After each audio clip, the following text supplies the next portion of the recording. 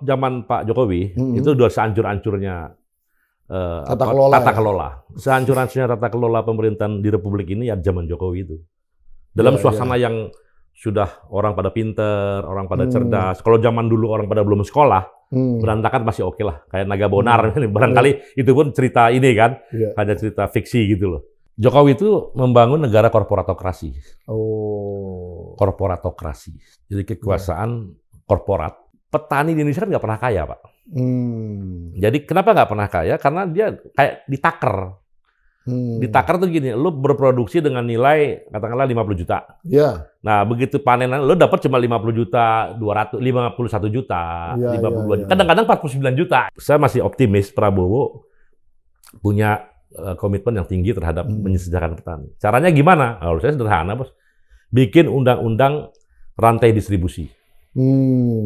Memastikan harga produk pertanian di sawah, di ladang, di kebun, di pelelangan ikan dan sebagainya itu udah mendapatkan keuntungan kadang 10-20%.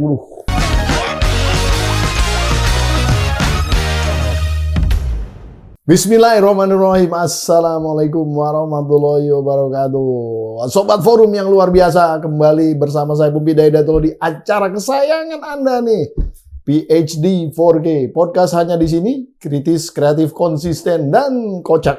Mudah-mudahan ada kocaknya kali ini karena kita bicara sesuatu yang sangat serius.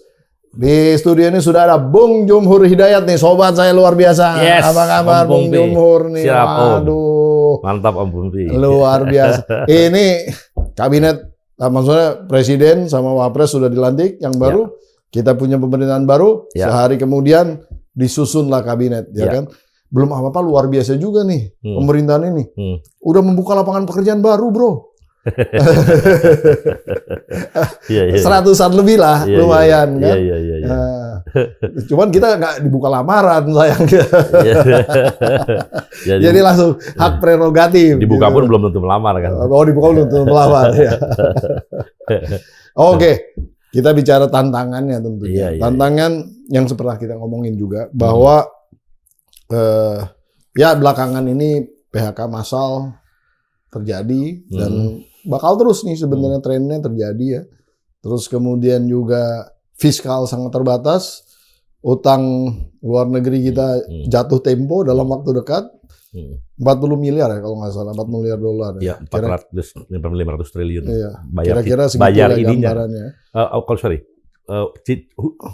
Bunganya 400 triliun, cicilannya juga. Tapi kalau cicilan bisa di roll over. Bisa di ini ya, bisa di schedule. Selalu begitu kan. Pokoknya kita. Nah intinya sekarang tantangan ke depan ini adalah tentunya penciptaan lapangan pekerjaan yang saya sampaikan tadi. Terus kedua juga mungkin kemiskinan nih. Pak Prabowo saat dilantik itu saya hitung-hitung paling tidak 3 kali nyebut kata pengentasan kemiskinan. Kemiskinannya lah ya. 3 kata kemiskinan itu menjadi fokusnya. Presiden-presiden sebelumnya kurang menekankan itu. Nah terus kemudian teman kita juga nih kayaknya akan dipercaya menjadi kepala badan percepatan pengentasan kemiskinan. Apa tuh? Budiman Sujatmiko. Oh gitu. Nampaknya ya. Nah jadi nanti kita lihat program-program seperti apa. Saya sih terus terang, kalau misalnya memang serius di dalam menangani kemiskinan ini, memang ini menjadi sesuatu yang saya juga senang gitu dengarnya. Tapi kan biasanya tuh program kemiskinan, yang maksudnya pengentasan kemiskinan yang biasa dilakukan, makanya namanya itu penanggulangan. Padahal seharusnya benar pengentasan, benar-benar harus dihilangkan gitu. Kalau penanggulangan seolah-olah ini jadi bencana. Harus dibantu doang selesai. Jadi bansos konsepnya nih. Harusnya kan pemberdayaannya. Nah, salah satu isu yang mendasar itu adalah masalah lapangan pekerjaan tentunya. Semua orang butuh itu, semua orang butuh aktivitas. Nah, kira-kira Anda optimis atau bagaimana kira-kira melihat gambaran-gambaran yang ada di depan mata kita ini? Ya, saya rasa gini ya. Saya sih nggak akan nyebut nama lah pasti ya. Tapi lihat dari postur dan personalia kabinet, ini terjadi perubahan pimpinan nasional, tapi tidak terjadi perubahan rezim. Ya, jadi ada orang-orang yang mengontrol ya, di belakangnya. Tetap gitu. artinya rezim yang artinya seperti zaman Pak Jokowi dulu. Ya. Karena itu direpresentasikan oleh orang-orang yang memegang unsur-unsur kunci di dalam pemerintahan di kabinet ini. Iya. Jadi tadi soal kebijakan fiskal, kebijakan penciptaan lapangan kerja dan sebagainya kan orangnya itu juga gitu loh. Iya. Jadi kalau dilihat dari sisi itu kita pesimis, tapi nggak fair juga kalau kita kemudian fatalistik udah pasti gagal. Kan kaptennya berubah nih. Makanya kapten berubah. Cuman kan memang tugas utama presiden itu sebetulnya ketika dia punya ideologi, punya visi misi, itu dia turunkan kepada program kemudian staffing. Nah, di sini ada yang tidak pas saya lihat gitu loh. Dari visinya presiden, kemudian pada program dan pada staffingnya ini nggak kelihatan mencerminkan visinya itu. Gitu. Iya. Dengan orang-orang yang dipilihnya ada dalam kabinet, kira-kira begitulah. Iya. Jadi ya tapi tetap bisa jadi begini.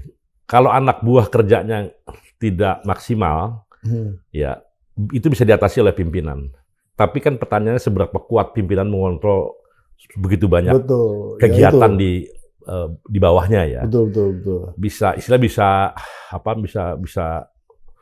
overloaded lah. Iya. Dan seringkali bisa tidak mampu. Iya. Karena banyak sekali pekerjaan, belum lagi sifat-sifat yang sifatnya seremonial. Kan kalau presiden juga tugasnya itu. Jadi kalau dia melakukan staffing bagus sesuai dengan visi misinya, maka dia tinggal dapat laporan, kontrol sesuai nggak dengan ini. Nah, kalau menteri apalagi ini kan juga akomodasi politik ya. Iya. Jadi memang menarik karena ini akomodasi politik ya, tentunya ya kabinet yang udah memang seperti begini gitu loh. Jadi kira-kira begitu. Tapi kita tetap kalau istilah saya gini lah, ya udah kita nggak fair juga kalau mengatakan ini pasti gagal, tidak. Silakan kita beri kesempatan, nanti kita akan kelihatan 1 bulan, 2 bulan, 3 bulan, mungkin sampai setahun. Kinerjanya seperti apa? Seperti apa. Jadi ya kita tetap harus punya harapan lah gitu. Masa sih gitu loh. Sama banget. Memang di dalam konteks manajemen, semakin ramping struktur organisasi, semakin mudah span of control itu. Semakin baik kontrol yang akan terjadi tentunya.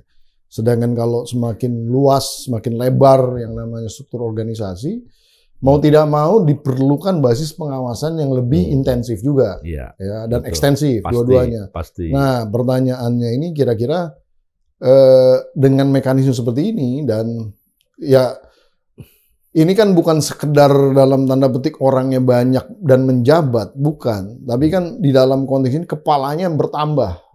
Ide-ide, terus kemudian cara kerja, dan kemudian mindset mereka dalam mengimplementasikan sesuatu kan berbeda-beda. Akan menimbulkan satu tatanan, ya discrepancies tersendiri lah kalau dalam bahasa Inggrisnya. Discrepancies ini, ya kadang-kadang antara kita berdua aja kita berteman gitu. Tapi kita belum tentu setuju semua dalam berbagai macam hal. Nah, dengan keberadaan struktur yang besar ini, kalau istilahnya dalam konteks tentara mungkin bisa diatur dengan rapi. Karena komandonya satu gitu kan. Semua kata turun-turun, komando ke komando, semua satu. Tapi kan ini kan bukan ketentaraan, kemiliteran. Kira-kira nanti peran pengawasan itu di mana ya? Ya kalau menteri kan yang ngawasin ya pasti harus presiden dong. Betul. Dalam pengertian program ya. Betul. Program kegiatan. Tapi kalau soal korupsi dan sebagainya itu memang ada lembaga sendiri lah. Ya. Kita bicara dalam konteks kerja kabinet ya. Achievement kabinet itu ya memang pasti harus presiden sendiri. Dan ini ya gini Mas Pumpi ya. Mengganti-ganti nomenklatur dalam kabinet. Lama kan? Memisah, menyatukan itu bukan perkara mudah loh. Itu perkara yang butuh 3 bulan sampai 6 bulan. Karena misalnya koperasi dibelah, jadi UMKM. Ini pasti nggak bisa kerja nih. Karena nomenklaturnya yang mana? Iya. Duit dari mana? Dan nggak boleh langsung cair kan? Nggak bisa. Begitu, karena nama nomenklaturnya spesifik banget. Pernah ada kejadian orang nggak berani tanda tangan. Oh. Sebelum itu resmi ada kepres atau pemisahan resmi. baru dia berani tanda tangan. Kalau nggak dia nanti lu ngeluarin nanti dari bisa di ujungnya di ujungnya KPK juga, belum berpisah kok kamu udah bikin sendiri, bisa kayak begitu gitu. Jadi apa namanya itu tidak mudah, belum lagi staffing di dalam internal kementerian. Ini butuh waktu. Jadi ya memang dalam situasi yang darurat ini, arti darurat Indonesia kan ada kemiskinan, pengangguran, turunnya ke kelas menengah, sampai sekitar 10 juta orang drop menjadi betul. Itu ini menjadi apa namanya ini tersendiri gitu loh. Tantangan tersendiri di suasana seperti ini dengan postur belah gabung kabinet seperti ini. Nah, mana kecepatan mereka free dan mana kecepatan muncul keresahan. Nah, kalau misalnya ini lebih cepat, nah ini agak menimbulkan instabilitas. Misalnya ini belum bisa bergerak karena urusan admin, urusan teknis, kemudian juga urusan orientasi, katakanlah orientasi pimpinannya. Sementara ini udah nggak bisa makan, kurang ini dan sebagainya. Ini kemudian bisa menimbulkan masalah, instabilitas politik. Jadi menurut saya silahkan dipercepat aja gitu lah dengan berbagai cara. Pokoknya segera bisa merecovery, bisa mengerjakan yang memang harus dikerjakan. Betul. Tadinya sih idealnya kalau yang saya pernah bayangkan ya, kalau dalam situasi yang krisis seperti ini, itu as it is saja dulu. Jadi sebegitu dilantik dia bisa kerja. Tadinya yang saya bayangkan gitu karena situasinya baru proses normal. pemisahannya dilakukan. Di jalan, karena dalam keadaan tidak normal. Kalau keadaan kita normal, tidak ada masalah apa-apa, tidak ada relax gitu, ya itu apa namanya bebas-bebas saja. Tapi sekarang kan orang butuh kecepatan. Betul. Siapa yang bertanggung jawab apa nih? Nanti dan ada ego sektoral, Pak. Ego sektoral antar kementerian, antar badan, itu. Itu ngeri, Pak. Partai satu sama partai lain. Wah, itu ngeri. Ya, itu hal-hal lain. Ini juga bagian dari persoalan tersendiri. Jadi itu tantangan sendirilah. Tapi tetap kita silahkan bekerja gitu ya. Kita sebagai rakyat ya mudah-mudahan bisa berhasil gitu aja. Kira-kira peran Menko akan lebih signifikan nggak? Karena kan bagaimanapun juga tadi span of control perlu komandan-komandan juga yang cukup kuat gitu ya di dalam konteks mengendalikan Gini, Pak apa yang di bawahnya. Yang saya tahu lah, saya kan pernah juga di pemerintahan. Kita pernah lah di pemerintahan. Jadi Menko tuh nggak punya hak eksekutorial. Hak untuk mengeksekusi. Menko nggak punya. Jadi menteri yang dikoordinasikan bukan anak buah Menko. Misalnya Menko tolong menteri. Jadi sejajar tapi ya koordinasi aja. Menteri Perdagangan kamu stop impor. Nah ini, kamu menteri ini nggak bisa begitu. Karena dia nggak punya. Bukan perintah lah. Bukan perintah sih, tolong Pak kalau bisa ini gini. Ya dia bisa iya aja. Kalau nggak dijalanin juga nggak ada masalah gitu. Nah itulah di tugas Menko. Jadi, nah Menko akan efektif kalau dia orangnya presiden. Ketahuan lah ya. Ketahuan si Fulan ini memang orangnya presiden. Ya segala sesuatu yang diomongin itu pasti atau pikirannya presiden ada di orang ini.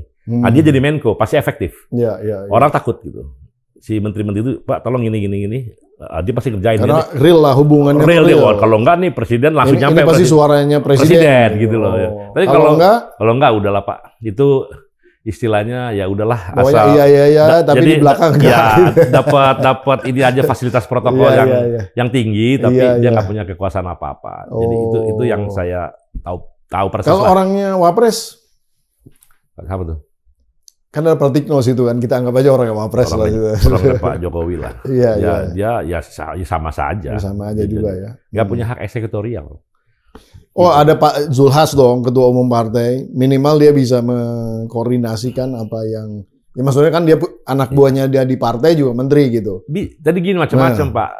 Itu bisa-bisa aja. Tapi kan sekarang kalau sebuah organisasi kan bukan pertanyaan ya bisa atau nggak bisa gitu. Tapi kan kalau struktur yang rapih itu dia bisa.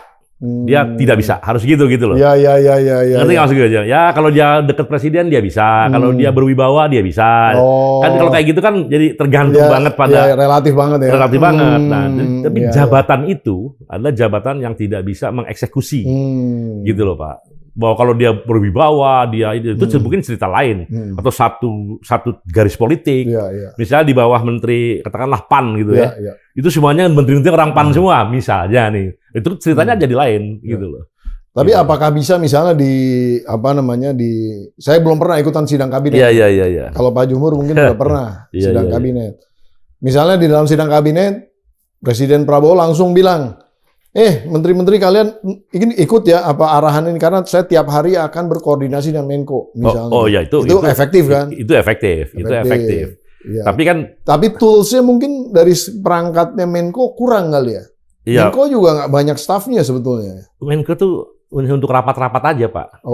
Dia rapat-rapat ya merekapitulasi data. Jadi tetap tidak eksekutorial. Nah jadi menurut saya ya sudah itu udah menjadi fakta dan begitu besar jumlah Menko dan sebagainya ya tinggal kita tunggu aja ya kan. Mudah-mudahan itu. Apalagi kalau misalnya ada kementerian yang justru malah lebih senior yang mimpinnya daripada si Menko-nya. Lebih punya wibawa, lebih susah lagi. Makanya kan saya udah bilang, jadi sangat bergantung pada sesuatu yang tidak pasti. Karena tidak punya hak eksekutorial. Tapi kalau dia punya hak eksekutorial, mau dia lebih muda, lebih tua, atau lebih apa, dia punya hak. Nah, departemen kecuali memang nanti di undang-undang di Kepresnya tuh itu aturan tuh di. Ya nggak mungkin Pak kalau Menko koordinatif. Iya karena kalau Menteri Teknis dia punya hak eksekutorial. Dia bikin mana ada peraturan Menko yang relatif untuk mengeksekusi ke peraturan Menko paling di antara mereka. Tapi kemarin itu ada beberapa kegiatan yang seperti prakerja itu ada di bawah. Nah itu kalau saya melihat itu salah ya. Itu offside, upaya untuk cawe-cawe di kementerian itu menurut saya sih jahat. Kalau saya itu jahat. Prakerja kan? Iya, itu masa uang puluhan triliun dibentuk satu kepanitiaan. Kepanitiaan di Kementerian Perekonomian, Menko. Ya, saya anggap kepanitiaan lah, Anda mau namanya apapun, tapi saya anggap itu kepanitiaan. Karena tapi boleh itu struktur? Ya, nggak bisa sebetulnya. Itu nggak boleh. Karena ada Kementerian Teknis yang bisa mengerjakan itu. Ada Dirjen Pelatihan, ya kan? Jadi harusnya dana itu ke sana. Iya. Sama juga kan itu kemarin pasti berantakan, Pak. Sama juga seperti bansos kemarin tuh yang disalurkan. Konon kabarnya Kementerian Teknis Kemsos itu Bu Risma nggak tahu menau tuh. Iya. Dikelolanya oleh Kementerian Menko-nya gitu. Iya. Ya itu kan jadi kalau zaman Pak Jokowi itu udah sehancur-hancurnya tata kelola. Sehancur-hancurnya tata kelola pemerintahan di Republik ini ya zaman Jokowi itu. Dalam suasana yang sudah orang pada pinter, orang pada cerdas. Kalau zaman dulu orang pada belum sekolah, berantakan masih oke lah. Kayak Naga Bonar, barangkali itu pun cerita ini kan, hanya cerita fiksi gitu loh. Itu potensi kalau kemudian terjadi temuan. Naga Bonar zaman sekarang gitu loh, kira-kira gitu loh. Di pemerintahan Joko Widodo ini dulu ya, itu berantakan banget loh. Jadi lu jadi sersan, jadi korporal, itu terjadi pada selama 10 tahun terakhir aneh-aneh gitu. Cara ini orang itu seenaknya gitu, jadi merusak tata kelola itu. Nah, kalau kemudian ada temuan-temuan dari BPK misalnya, ini potensi untuk masalah hukumnya tinggi dong. Itu jangan dianggap remeh. Itu akan terus berjalan. Jadi Pak Prabowo menurut saya tantangannya internal kerja kabinet sama tantangan untuk merespon desakan masyarakat yang saya rasa belum berhenti kan, karena dia nggak melihat ini ada perubahan rezim. Dia melihat ini hanya perubahan orang, gitu, perubahan orang pada level presiden lah gitu. Tapi rezim kebijakannya kurang lebih dipresentasikan oleh menteri-menteri yang ternyata dia ada yang bilang begini, ada 17 atau 16 itu dari Jokowi ya, menteri Jokowi. Tapi harus diingat juga, ada menteri yang sifatnya primer, ada menteri yang tidak primer. Nah, kementerian-kementerian primer ini itu banyak dipegang oleh tanda kutip afiliasinya kepada Jokowi lah kira-kira gitu. Nah ini yang artinya ya nggak akan bisa beranjak dari yang kita harapkan terlalu heboh gitu perubahannya. Mungkin bisa tapi ya salah satu menteri yang paling powerful itu kan ya keuangan. Ya lah, Anda tahu lah itu kan. Ya Menq-nya kan nggak berubah gitu. Nggak berubah. Jadi ya begitulah pokoknya. Jadi ya sudah mau diapain lagi. Ya. Nah kalau dalam konteks penciptaan lapangan pekerjaan, yes. kita ini kalau yang saya lihat ya, program yang dari pidato ini kan saya tangkap nih pidatonya, itu basis dorongannya dua sebenarnya. Yang pertama adalah perumahan. Mau dihajar di dalam konteks perumahan, pembangunan rumah secara cepat, diharapkan ini bisa mendapatkan penyerapan tenaga kerja gitu kan. Yang kedua adalah yang makan bergizi gratis itu. Nah, nampaknya ini dua hal ini yang akan menjadi basis penyerapan pekerjaan yang cukup signifikan. Anda melihatnya gimana? Ya, itu kan fiscal drive ya. Artinya penciptaan karena dorongan stimulasi fiskal. Jadi uang negara digelontorkan supaya menciptakan lapangan pekerjaan. Dan pekerjaannya mulia lah, ngasih makan orang yang itu bagus. Cuma pertanyaan sekali lagi, APBN-nya cukup apa tidak? Nah, kalau mendengar pidatonya Presiden terpilih, Presiden Prabowo ya, waktu di MPR, itu dia selalu menyebut-nyebut tentang ada kekayaan alam yang harus dikelola dengan baik, kira-kira begitu, dan itu bisa menjadi sumber pendapatan. Hilirisasi juga ya. Hilirisasi. Nah, kalau itu dilakukan dengan sangat serius ya, saya rasa itu memungkinkan APBN itu diisi dengan uang itu. Saya contoh gini Pak ya. Anda tahu nggak sumbangan PNBP ESDM, migas dan royalti maksudnya? Ya, penerimaan negara dari itu semua royalti dan lain-lain. Itu hanya sekitar 300 triliun tahun 2023. Kita tahu tapi ada ribuan triliun hasil penjualan secara nominal gitu. Kecil kan sebenarnya. Jadi negara hanya kebagian 300 triliun. Ini mohon maaf nih, cukai tembakau aja Pak. Oh iya, itu kita selalu 215 triliun. 215. Udah dimaksimalin lagi ya, udah dimaksimalkan itu 215 triliun. Udah 2023. Jadi energi sumber daya mineral dan lain hanya nyumbangkan udah 300 triliun. Lingkungan Belanda 300 triliun. Ini cukai tembakau aja 215 triliun. Cuma selisih ini sedikit. Yang ada hubungan dengan petani padahal ya. Iya, jadi saya hanya mengatakan bahwa sebetulnya kalau apa yang dipidatokan itu bisa dieksekusi, itu lahir satu kebijakan, oke, sekarang kita 300 triliun misalnya kan. Sekarang kita akan tingkatkan menjadi 600 triliun. Ya kan? Bukan. Jadi royaltinya dinaikin. Ya, dengan cara itu tentunya. Anda bolehlah, Anda selama ini sudah windfall profit Anda selama 10 tahun, 15 tahun udah luar biasa, udah kaya raya sangat sekali. Sekarang tolonglah dibagi, kita negara butuh. Nah, kalau itu terjadi, Pak, maka tidak perlu lagi ngambil uang-uang dari masyarakat. Betul. Baik itu tapera, kemudian dana pensiun, kemudian apalagi tuh yang asuransi pihak ketiga. Ini kalau dilakukan, Pak, ya, ini akan semakin menghancurkan industri, memiskinkan orang karena pendapatan orang kita tuh udah betul-betul tipis sekali, bahkan di bawah itu. Banyak udah itu diambil lagi untuk tapera, untuk dan sebagainya. Ini istilahnya nggak fair. Bapak mengharapkan pertumbuhan ekonomi, mengharapkan pertumbuhan industri, tapi daya beli dipangkas. Itu sama aja ya bicara landur gitu loh. Iya. Kenapa? Karena Pak? harus ada yang beli kan. Ada beli, Pak. Kalau nggak mau beli percuma. Jadi justru teorinya malah membanjiri orang dengan uang. Kalau itu gimana caranya membanjiri orang dengan uang supaya dia bisa membeli, bisa tumbuh. Itu kan teorinya. Atau setidaknya jangan ngambil dari yang udah pas-pasan. Saldo harian tabungan rata-rata orang Indonesia yang uangnya di bawah 100 juta, ya itu 99% lah kira-kira kan. Tahu nggak berapa? Tahun 2014 itu 3,8 juta. Kemarin 3 bulan yang lalu ya itu 1,8 juta. Saldo harian. Itu rata-rata loh, Bos. Artinya mungkin banyak yang kosong mungkin. Tapi ada yang 4 juta, 5 juta yang kosong banyak. Kalau ditimpa lagi kayak begitu, uang asuransi pihak ketiga yang kemudian tapera, dana pensiun yang di awal ini habis, Bos. Ini habis, dia udah nggak bisa beli apa-apa. Industri tutup. Nah, jadi menurut saya sih ya itu betul-betul jadi urusan ketenagakerjaan, sekali lagi saya mengatakan itu bukan urusan teknis Kementerian Ketenagakerjaan. Betul. Itu lintas sektoral ya. Kalau Kementerian Ketenagakerjaan itu sebetulnya ya core of the core dari bisnis itu adalah memastikan perlindungan bagi pekerja. Betul. Sebetulnya begitu, perlindungan sosial ya. Macam-macam lah tadi Anda you name it Kalau lah. mereka tidak berlakuan tidak adil dan lain-lain. Ya, it's okay. PHI-nya, K3-nya, keselamatan kerjanya, itu utamanya. Pokoknya kehidupan yang layaknya lah, pekerjaan yang layak. Oke. Tapi sebagai katakanlah sebagai menteri, tugas dia tidak hanya itu sebetulnya.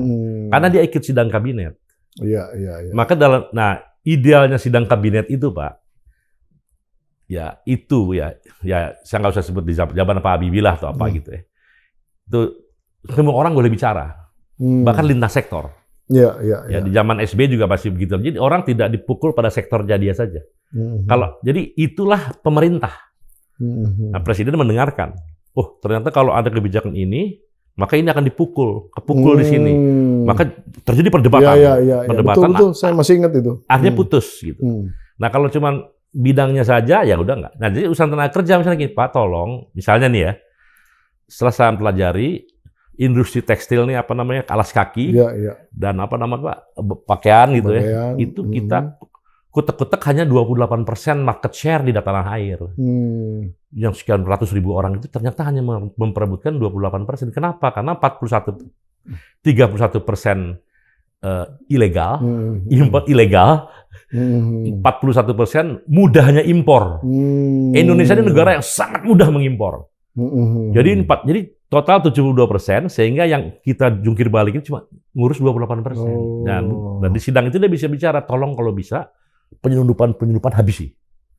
Semua pelabuhan tikus, pejabat bea cukai dan sebagainya habisi dalam pengertian korupsinya ya, itunya penyelundupannya. Itu langsung naik tuh dari 31% tutup ya. Pasar naik 100% tuh.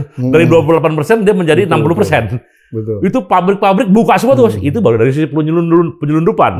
Belum lagi mudahnya impor. Mungkin kalau import safeguard itu kita disetarakan dengan Malaysia, dengan Thailand. Sama aja lah cara mensikapi impor. Mungkin itu bisa turun dari 41 menjadi 20%. Sehingga bisa 80% dari market share itu 80% oleh industri dalam negeri.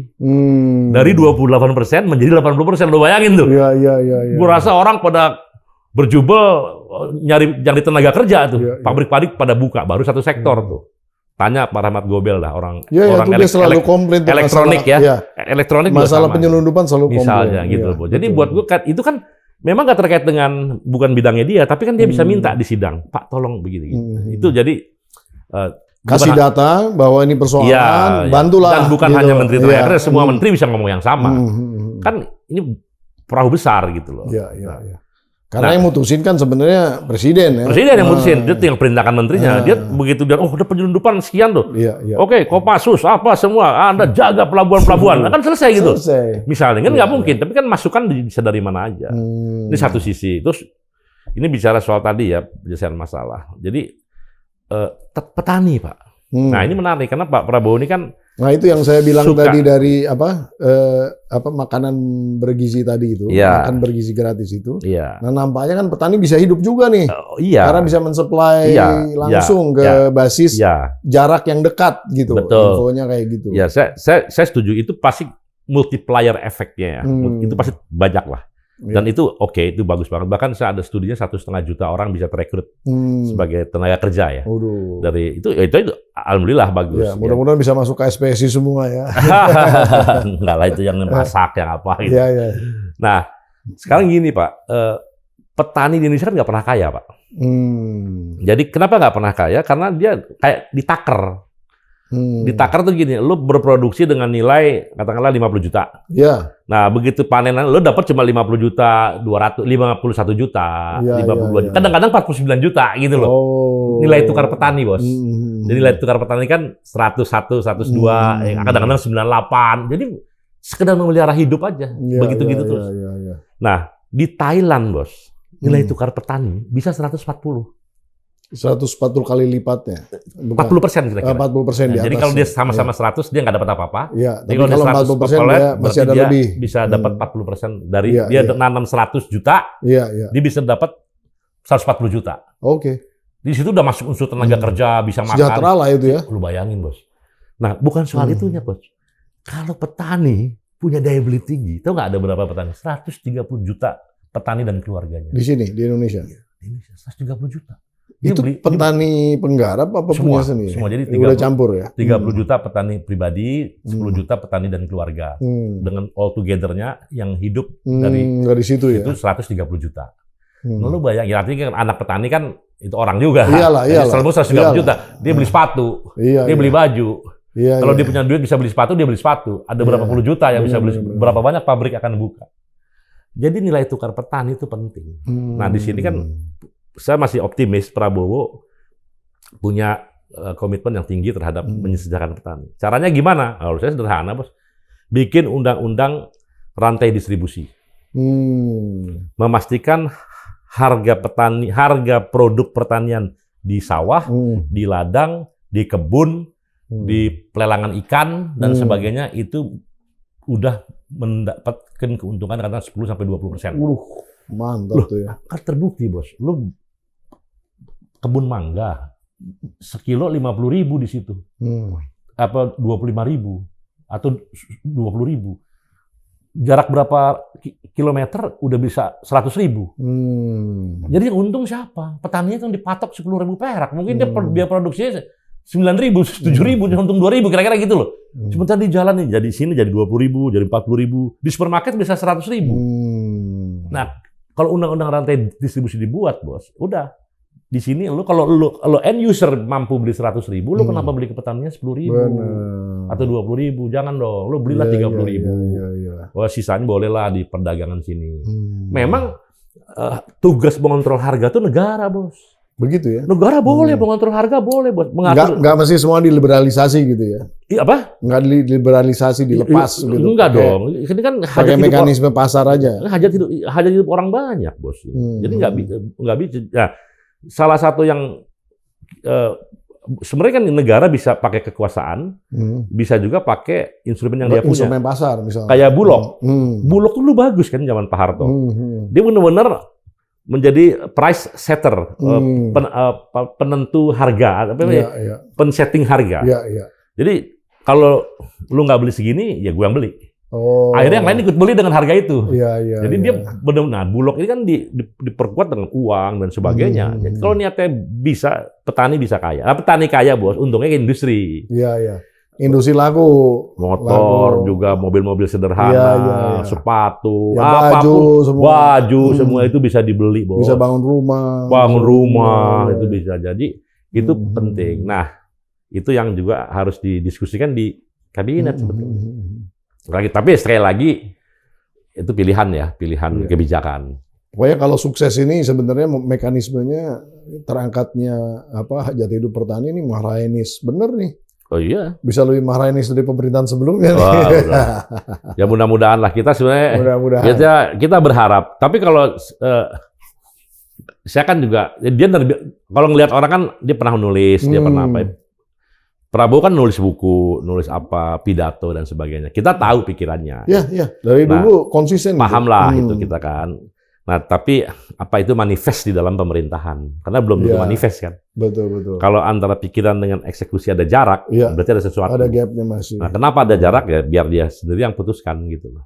Jangan-jangan memang hiruk pikuk politik terlalu luar biasa sehingga dia juga mungkin agak perlu mengakomodasi. Tapi ya kita nggak boleh mengasihani penguasa. Oh iya dong. Yang harus kita kasihin rakyat. Betul. Dia mau dia hiruk pikuk di politik di elit, tapi kalau outputnya tidak sempurna atau tidak bagus buat rakyat, ya itu kita harus menyalahkan penguasa.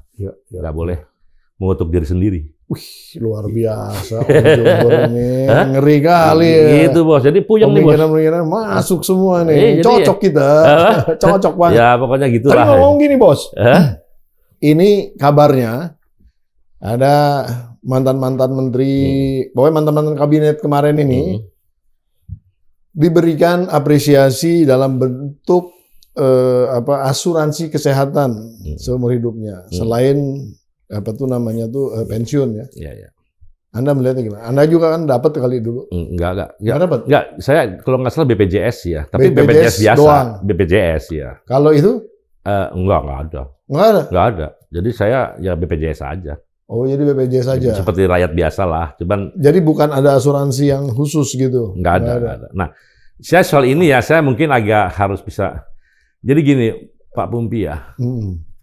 Kalau melihat idealisme seorang anggota kabinet ya, itu kita harus lihat juga background dan lain-lain. Ada memang anggota kabinet itu yang memang hidupnya hanya dari gaji. Dia nggak punya usaha lain, tempat lain. Bukan pengusaha lah ya. Bukan pengusaha, bukan apa. Jadi kalau orang seperti itu ya, dan dia kerja bagus misalnya. Apresiasi itu oke. Nah, gitu. itu boleh lah Pak. Jadi kasihan juga dia begitu selesai jadi menteri, kerja berapa tahun, capek, begitu sakit, terus tiba-tiba dia harus jual rumah, jual apa. Kasihan ya. Dulu ada Purnomo Sidi Pak, Menteri PU. Oh iya betul. Jadi begitu 10 tahun dia kalau nggak salah jadi menteri, Menteri PU Pak. Begitu keluar dia pamitan, dia nggak tahu mau pulang kemana, karena nggak punya rumah. Menteri PU. Saking lempengnya. Lempeng nggak punya rumah. PU itu tarikannya paling banyak. Menteri PU, dia Pak Harto bingung, nggak punya rumah, akhirnya dia dibantu atau apa Pak Harto gitu loh. Jadi ada, apalagi zaman-zaman yang ini ya dulu ya lebih ekstrim lagi gitu lah. Orang-orang yang, nah kalau ada orang mungkin itu sifatnya ini aja ditawarin lah, jangan dipukul rata ya Pak. Misalnya, mohon maaf lah ada menteri yang kaya raya punya perusahaan, nah, dia rasa dia jangan-jangan udah punya jauh lebih hebat dari itu gitu. Jadi tawarinnya satu-satu mantan-mantan menteri, Pak butuh asuransi tidak buat bapak ini.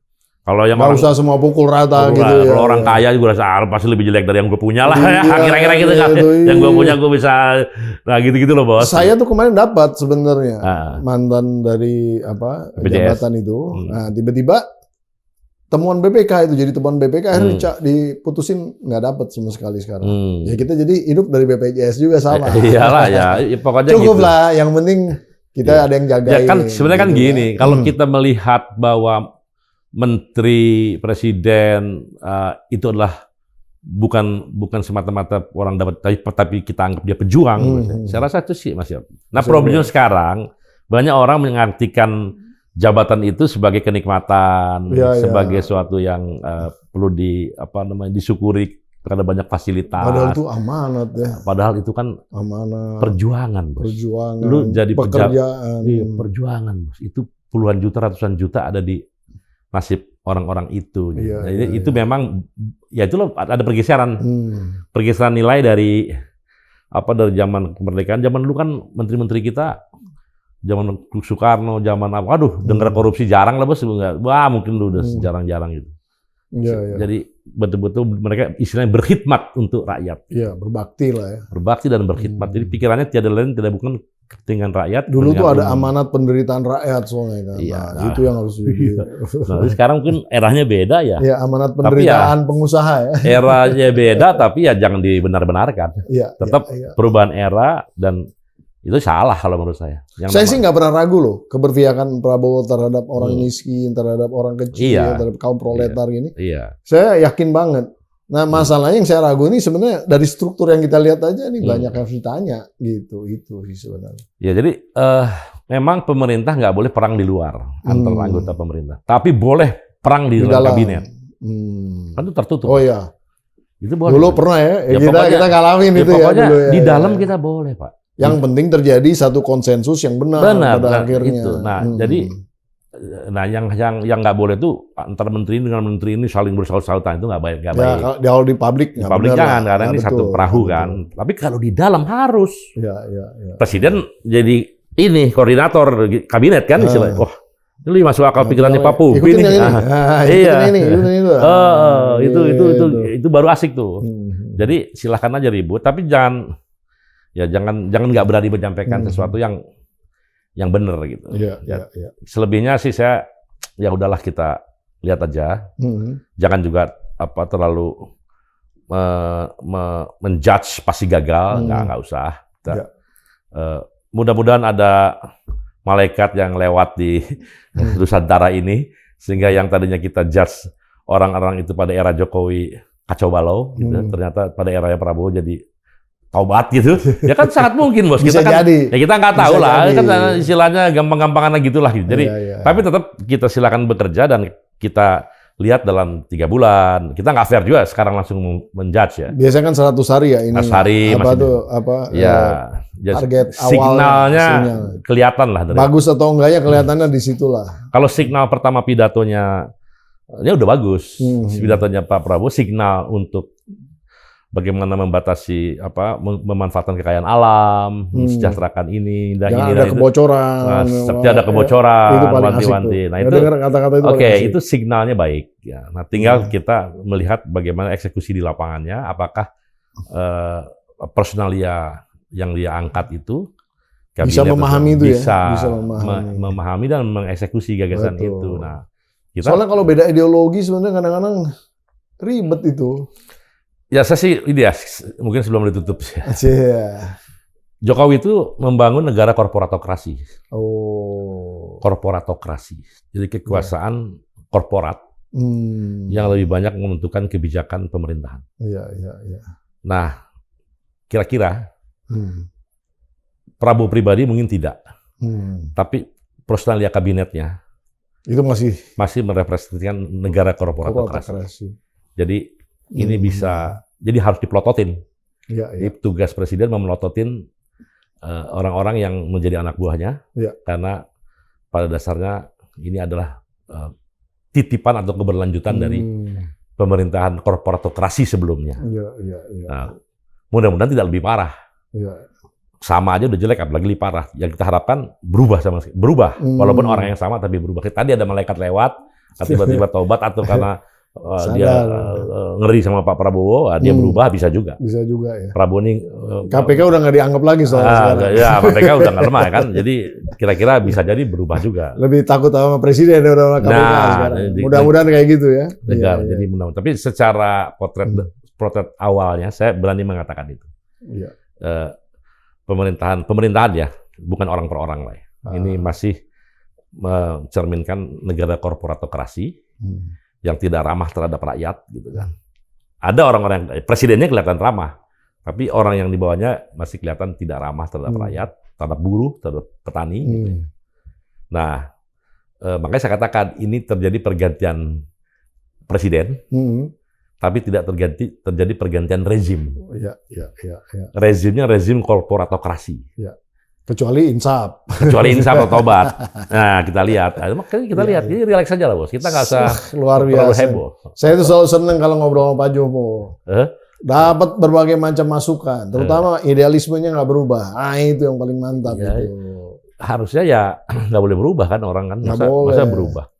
Udah pernah menikmati kekuasaan. Sekarang kita balik di jalanan lagi kan. Jadi kalau saya kan gini, Bos. Kalau tetap fokus. Gini, Bos. Ini pesan buat teman-teman yang di silakan. Di penguasa ya. Langsung ke kamera yang ngeliatnya biar langsung ke kamera ya. Iya dong. Jadi gini, Rendra itu dia punya puisi.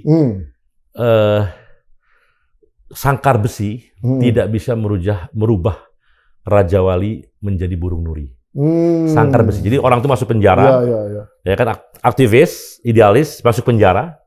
Begitu keluar penjara, dia tetap jadi Raja Wali. Raja Wali dong. Jadi itu bagus banget. Itu kalimat yang bagus. Tapi ada lagi tambahannya, Bos. Apa itu? Ini dari gue. Namun ya, jabatan, kenikmatan fasilitas jabatan, puja-puji, protokoler, dan kelebihan uang dan sebagainya, seringkali merubah Raja Wali menjadi burung perkutut.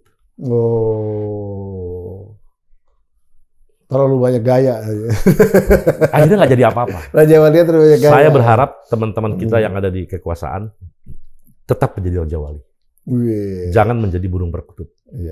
Atau burung nuri. Ya indah, tapi ya kita tahulah. Yang di penjara jangan Budiman aja, yang lain belum pernah di penjara. Ya kita nggak usah nyebut nama lah. Tapi pokoknya artinya gini, jadikan kekuasaan sebagai instrumen mengawal operasionalisasi idealisme kita. Lu punya idealisme, tapi kalau lu nggak di kekuasaan, lu susah mengoperasionalkan. Nah, ketika lu berkuasa, idealisme itu kan bisa lo operasionalkan, dikawal oleh kekuasaan. Bisa terpanjar tuh ya. Bisa dikawal oleh kekuasaan. Nah, itulah harusnya seperti itu melihat kekuasaan. Itulah yang disebut dengan berkhidmat untuk rakyat. Itu yang gue bayangin. Tapi ya nggak tahu lah, mudah-mudahan bisa. Luar biasa Bang Juber. Terima kasih banyak sudah hadir Om di sini Pupi, nih. terima kasih Om Pupi.